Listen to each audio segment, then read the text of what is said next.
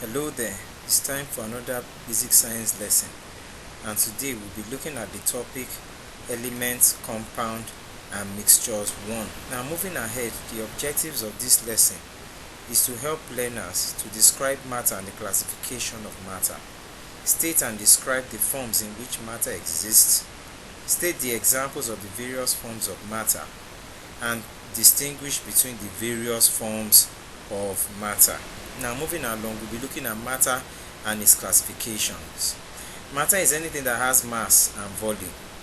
Matter exists in three forms: elements, compounds and mixture. As you can see in this slide right here, you can see the classification of matter.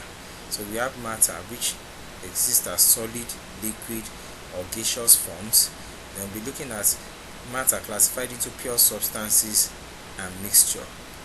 Mixtures have no fixed composition, so as you have here, we have as pure substances elements and compounds.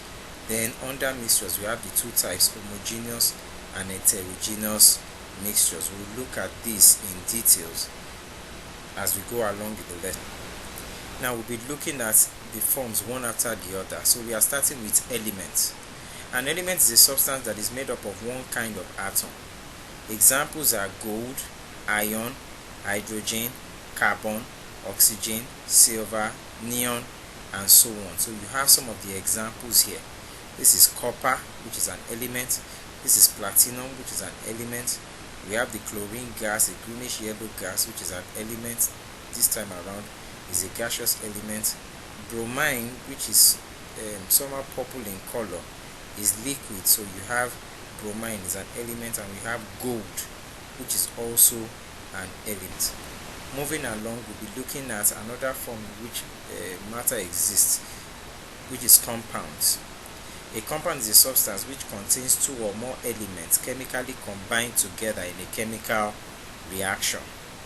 Two compounds can also react together to form a new compound. Examples are common salt, soap, water, sand, limestone, sugar and so on. Now these are examples of compounds. Now this is salt, now which is made up of two elements, sodium and chlorine. It's made up of two elements, sodium and chlorine. So when they react together chemically, they form sodium chloride, which is used for cooking, and normal table salt. Other examples of compounds, we have sugar, which contains the elements carbon, hydrogen and oxygen. Chalk, which contains calcium, carbon and oxygen. Then we have our table salt, which we said earlier, containing sodium and chlorine elements. Now moving along, we'll be looking at mixtures. Now a mixture contains two or more constituents which can easily be separated by physical methods, or a mixture contains two or more constituents which are physically joined or combined together. Now the constituents of a mixture can be elements or compounds or even both. So examples of mixture, we have air, blood, urine, milk, soil, seawater, crude oil, which are all natural mixtures, brass, which is an artificial mixture. So these are examples of mixtures. Now we definitely have two types of mixture, which you can see here. We'll look at it in more detail. Now what we have is homogeneous mixture. It is the mixture in which the components are uniformly distributed throughout its volume and cannot be seen separately. Examples, we have tea, we have fruit juice, medicine, honey, milk, blood. While heterogeneous mixture is a mixture in which the components are not uniformly distributed throughout its volume and can be easily seen separately, like ice cube in water, assorted candies, assorted dry food, soil, oil in water. These are heterogeneous mixtures. Now moving along, this is other example, diagrammatic representation of elements, compounds and mixture. Now you can see that in elements, which is a substance made up of only one type of atom, we have pure gold as example, and we have oxygen gas as example. A compound has two or more types of atoms chemically bound together. We have water and iron oxide, which is the name for rust.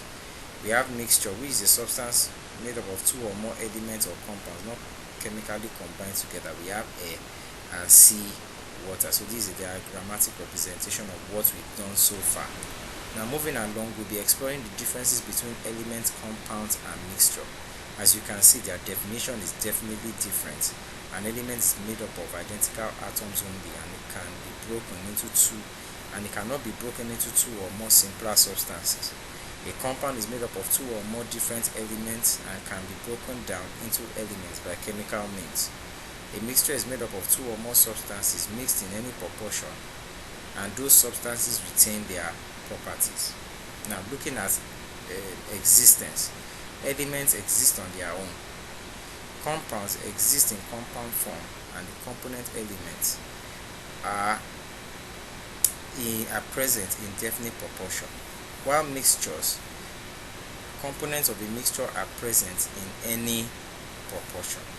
Now, looking at their properties, they definitely have different properties. Elements have a definite set of properties, compounds have a definite set of properties, while mixtures do not have a definite set of properties. Now, methods of separation. Elements can be separated by chemical and physical methods. Compounds can be separated by chemical methods only, while mixtures can be separated by physical methods only. Examples: we have sodium, iron, copper, hydrogen, oxygen, chlorine, and so on. Examples of compound: we have zinc chloride, water, hydrogen, and nitrogen dioxide, and so on. While mixtures, we have gunpowder, potassium chloride solution, salt and water, salt and sand, chalk and water, and so on. So these are the differences between elements, compounds, and mixtures. Now we have come to the end of our lesson for today, and let's take a quick look at the summary before we go. Matter is anything that has mass and volume. Matter exists in three forms: elements, compounds, and mixtures. An element is a substance that is made up of one kind of atom.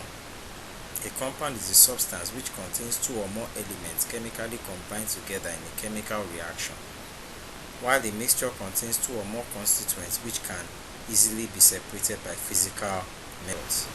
Now, before we go, I want you to pause this video and attempt to answer all the questions in this assessment to see how much of the lessons that you've actually imbibed. And please don't forget to like, share, and subscribe this video. And subscribe to my channel. I'll see you again in the next lesson. Bye bye.